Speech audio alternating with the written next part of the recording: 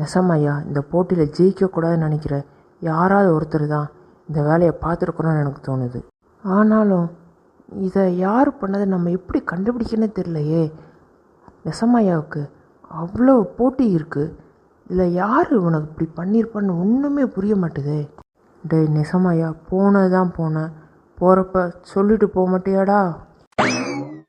என்னன்னே பேசுகிறீங்க? நெசமாயாக்கு இதெல்லாம் என்ன தெரிஞ்சா நடக்குது? இல்லைம்மா, இங்கே ஒரு வேளை நெசமாயான்மா சுற்றிட்டு இருந்தா கேட்பான்ல, அதனால் சொன்னேன்.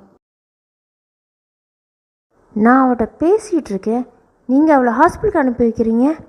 நீ என்ன பேசிகிட்டு இருக்க? பெரிதில்ல பேசுகிறதுல என்ன தப்பு இருக்குது? அவள் ஏற்கனவே மனசு உடஞ்சி போயிருக்கா. அவளை போட்டு இன்னும் நீ வேதனை தான் படுத்துற. அவங்க வந்து பொண்ணு பார்த்து எல்லாரும் ஓகே சொல்லி என்கேஜ்மெண்ட்டுக்கு எல்லாம் நடந்துக்கிட்டு தானே இருந்துச்சு. அந்த பையன் கோமா